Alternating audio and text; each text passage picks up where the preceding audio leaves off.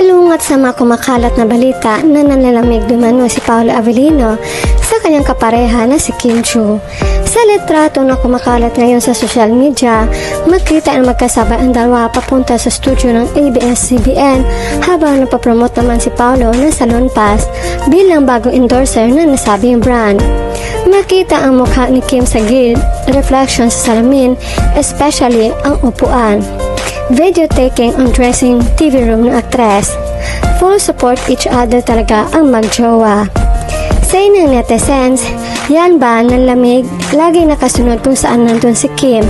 Iisa ang kumukuha ng video for their respective endorsements na isusuportahan sa hirap at ginhawa.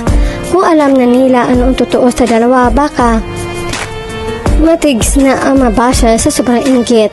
Kaso kahit alam nila ang status ng Kim Pao, lagi pa rin nilang ginagawa ng kwento.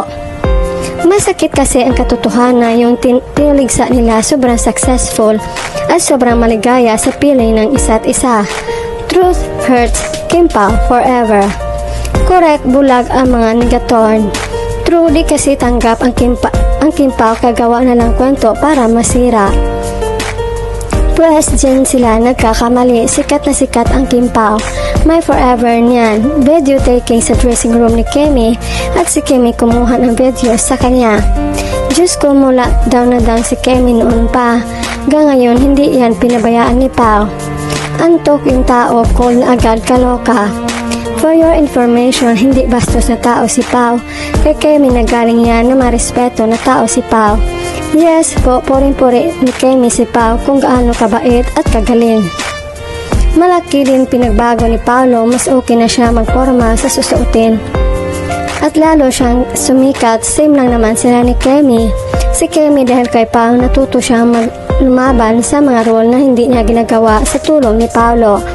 Importanteng paraw silang nagtutulungan o maangat, hindi bias. Kung tanging hiling ko lang sana maging matatag sila sa bawat bash na ibinabato sa kanila. Lalo na ngayon sobrang sikat nila. Supportive sa isa't isa ang magjosawa, stroke na naman mabashers nito. Time to rest to both of them and give time to their personal life. Anyway, they are so no longer getting younger. They are on the right age to settle down and build a family.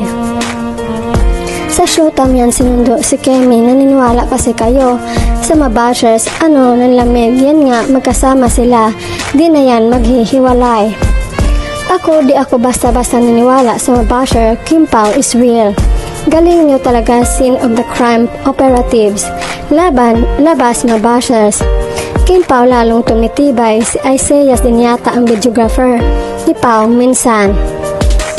Kaya naman pala pa-cute yan siya habang nagbibenta ng Salon Pass. Fade mo ba ang carrots, ang linaw ng mata mo, mi? Di talaga sila mapagtago sa mamata ng pamilyang Kim Pao. Pag Kim Pao, dapat sobra pa sa 2020 ang version mo. Member ka na talaga ng Soko. Apakalinaw ng mata eh. Diyos ko, apakalinaw ng mata ninyo. Sabi na nga ba familiar yung room. Sa dressing room pala ng jowa. Yung naisip ko ito kanina para sa dressing room ni Kemi at yun nga, may pointed nose sa gilid.